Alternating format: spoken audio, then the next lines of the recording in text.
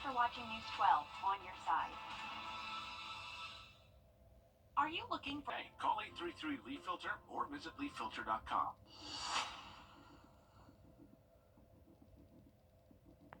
Help us feed hungry children.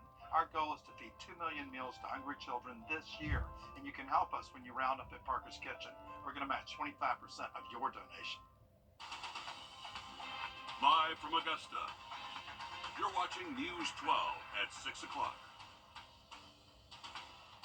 Tomorrow, tariffs and... Joining us, I'm Wrdw. And I'm Zaina Halliburton. This could impact everything from alcohol to chocolate and coffee to car parts. Your Audrey Dickerber joins us live to continue to stay on top of to weather now as we head over to your first alert meteorologist, Mikkel Hannah Harding, with a live look over Beach Island with what's really been a taste of spring. Yeah, gorgeous evening here for us. And like you said, it's getting really warm for us, Mikkel. It is getting very warm, even warmer for tomorrow as we see sunshine continue. We're looking outdoors right now from our studios, and you can see a long line of traffic there on I-20 eastbound. Lots of those 18-wheelers out there to easily identify where that line is. So some slow-moving traffic as you're heading towards the state line right now. And we are getting reports of an accident near exit 1, so just a heads up on that. But 66 south-southwest winds at 3 right now. Those skies are mostly clear, so it's definitely going to be a cool down as we continue through this evening. But maybe a light jacket needed at most for tonight. Definitely not going to be a terribly cold night by any means. We're looking at radar here. High pressure has been in full control for today. Lots of sinking air and blue sky out there. And as far as looking at radar and cloud cover, none to talk about for today. As far as looking at current temperatures, we're in the upper 60s to near 70 for most spots right now, so still a very mild feel. And we are going to see temperatures fall into the 50s for the remainder of tonight. We'll look at low temperatures for tomorrow morning and also talk about chances for rainfall coming up. Sounds good. Thanks, Mikkel. A Georgia developer looking to bring courtyard cottage living to Columbia County. Tiny cottages, more than 100 of them, could be developed right across from Mullins Colony in Evans. Your Hallie Turner joins us live from where those condos could be built. And Hallie, even without development, that area is already busy. Yeah, and it may be getting even busier out here. This is Washington Road right now at peak rush hour. There's a lot of people whipping back and forth up and down this highway, but the Planning Commission hasn't even weighed in on this yet. But here's what they're looking at later this month. The plan calls for more than 123 tiny cottages, and they're coming with some concerns. When you add housing like this, it affects property values all around it in the county, so I'm curious about what that would look like a few years down the road. Traffic and growth are already concerns here. I have a lot of questions about, long-term, what would that look like if we bring that many people into such a small amount of space? Brightside Homes is asking the county to grant a rezone of 15 acres. Each acre will have nearly 8 cottages ranging in all sizes from 1 bed and 1 bath to 3 bed and 2.5 bath. All of this coming with a pool, clubhouse, dog park, nature trails, gym, and more. Developers say this plan addresses the housing shortage while enhancing quality of life. But those like Etzel say they still need more information. I think people definitely want answers before they jump into anything. It's important not to, look through it with rose-colored glasses. I mean, those amenities and all of that, it sounds great, and it could be great, but it's important to be sure we ask all the right questions and have our bases covered before we jump into 2 feet. And the proposal goes before the Planning and Zoning Commission on February 20th. Columbia County leaders say they too are waiting to hear more from developers before they chime in on a comment. A very busy area over there. Columbia County continues to grow. It's certainly something we're going to have to keep our eyes on as it continues forward. Definitely not final just yet, but we will see what comes in the future. Well, new this evening, a 36-year-old is dead after a crash between a truck and a dirt bike. Richmond County deputies say this happened at around 3:15 this afternoon on Milledgeville Road, where the 2 vehicles were traveling in opposite directions. Latrell Schubert was killed when authorities say the truck attempted to turn left onto Golden Camp Road. This investigation is ongoing. An elderly care worker is facing charges in connection to the beating of an 82-year-old patient that turned deadly. 28-year-old Curtis Hightower is charged with exploitation of an elderly or disabled person and aggravated battery. Authorities say the victim, Harry Millard, was a resident at Barclay Senior Living when he was injured in January and later died at the hospital. Then authorities say Barclay management reviewed security footage allegedly showing Hightower hitting Millard with a closed fist, causing him to fall and hit his head. The facility says Hightower is no longer working at the facility and was a temporary hire through a third-party agency. Today, more than $250,000 is heading to the Georgia Cancer Center thanks to a donation by the nonprofit Paceline. A Georgia-based nonprofit says that despite Hurricane Helene canceling its fall fundraiser, it still managed to raise this money to fund cancer research projects. In just 6 years, Paceline has raised almost $1.7 million for cancer research and is on the road to $2 million just this year. And this money couldn't come at a better time. The National Cancer Institute says last year there were more than 2 million new cancer cases. Your Julius Evans takes a look at what the Georgia Cancer Center at Augusta University is doing about it. Jennifer Doherty is a survivor, and like many other cancer patients, the road to recovery was uncertain. Pretty aggressive way to just try to target it, take care of it. I was considered high risk, mostly because I'm young, there's no family history, but it had been growing. Doherty isn't alone. Officials with the Georgia Cancer Center say researchers are concerned with the growing number of younger patients getting diagnosed. It's really shot up recently, and they're very concerned about it. So a lot of research right now is focused on younger folks and why they're being diagnosed with cancer at higher rates. Researchers say the most common cancers in our area are breast, prostate, lung, and skin.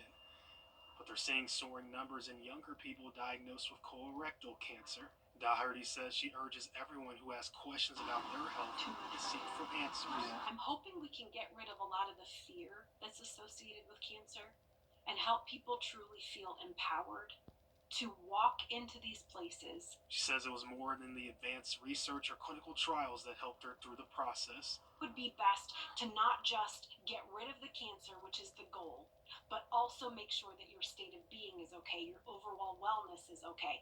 And that's something that they factored in. In Augusta, Julius Evans, on your side. And tomorrow, representatives from the Georgia Cancer Center will be set up across from AU's Health and Sciences campus. There you can learn more about cancer awareness and resources for early detection as a part of its recognition for World Cancer Day. They will be available from 9 until noon. Still ahead, one local boy is not slowing down after being born with a hole in his heart. Still ahead on your Miracle Monday, we're introducing you to him and his inspiring journey with the Children's Hospital of Georgia.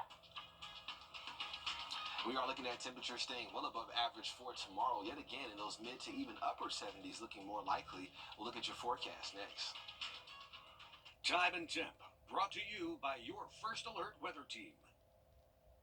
It's the coldest time of year in the CSRA. To stay up to date on anything winter weather to severe weather, download our First Alert weather app to get the most accurate forecast in our area.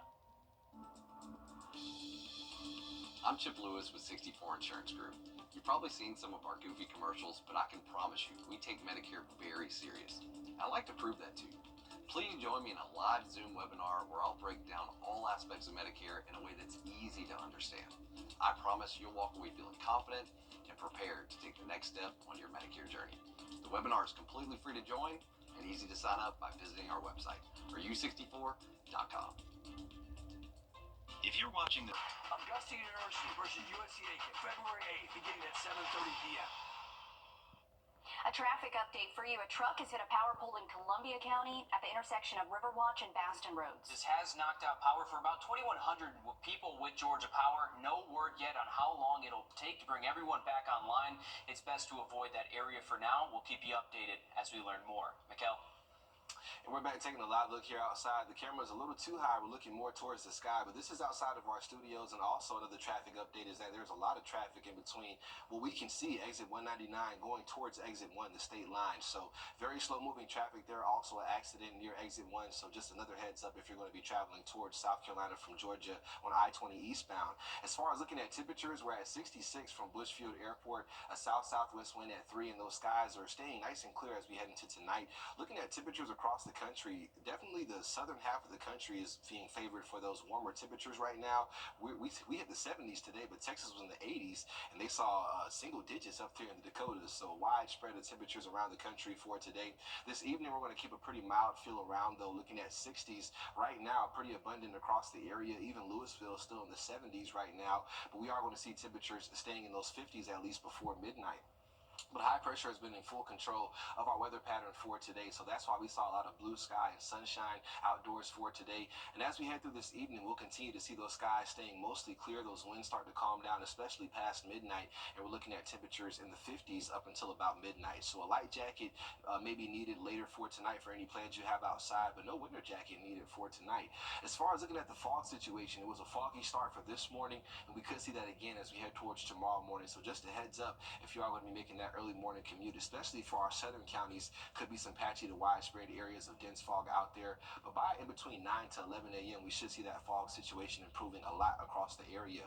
Lots of sunshine ahead for your Tuesday. Temperatures in the mid to upper 70s for tomorrow. So we're talking about areas well over 10 degrees plus above average as we head into tomorrow. And looking at potential rainfall here the next 7 days, these rain totals are not impressive at all. We're talking about less than 1/4 of an inch for everyone on here right now, being indicated by our global models, which is what we're looking at here. So some good trends there, but definitely still the opportunity for some wet weather here and there as we go through this week. So going through tomorrow, we're going to see lots of sunshine after some fog possibly in the morning before midday, and lots of 70s out there, mid to upper 70s expected for your Tuesday. Wednesday is when we'll see cloud cover start to move in, become a little bit more widespread across the area. If we see overcast skies throughout the day, though, you can see this model keeps us in the 50s. So the temperature forecast is going to be a little bit tricky heading towards the middle to end of this week with cloud cover moving into the forecast, and also looking at those rain chances possibly Wednesday into Wednesday night, early Thursday. We'll keep a chance for a stray shower around, though, pretty much by the middle of the week into the weekend, but temperatures for the most part should be above average. Nearly 40,000 babies are born with heart defects in the U.S. each year. Here at home, we have the Children's Hospital of Georgia ready and equipped with everything needed to treat these babies. On this Miracle Monday and the beginning of American Heart Month, I'm introducing you to a local family whose world was turned upside down when they found out there was a hole in their son's heart. This is 6-year-old Grayson. He's definitely his own person. Grayson is wild, spontaneous, highly intelligent, a great artist, and always is willing to help others. Grayson is the sweetest little boy who was born with a congenital heart defect. At a 20-week prenatal appointment, his parents Ashley and Matthew Mosley learned that their unborn baby had a hole in his heart. I think I went through a depression because I thought I had done something wrong. We followed this, he's the second born, so the same things I did with his sister, I did with him, and to find out that the heart didn't develop completely like it should have, it scared us. Grayson was born at the Children's Hospital of Georgia and immediately taken to the neonatal intensive care unit. It wasn't until I think midnight I was able to go and look at him. I couldn't even hold him at first for a few days, so that was rough. At 6 months old, Grayson had open heart surgery to repair the hole. At 6 months, we didn't know what to expect, a lot of emotions, a lot of understanding, but at the same time, a lot of prayer as well. Grayson had about 3 other surgeries, including being placed on a ventilator to help him breathe.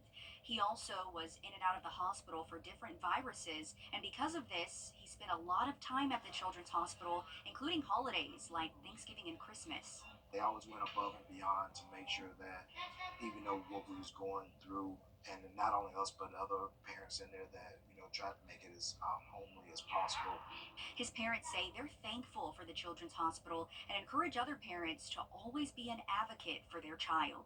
Even though they prepared us a lot for what to expect, just continue to ask questions, continue to advocate for your child, and continue to build a village, not even if it's family, but build a village of a team of people that are going to help you.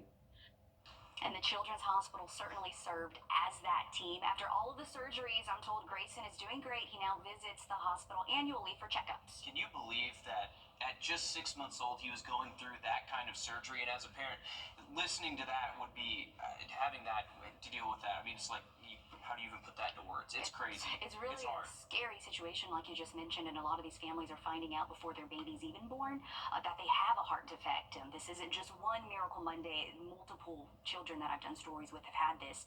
If you would like to support kids like Grayson, we have information on our website, wrdw.com.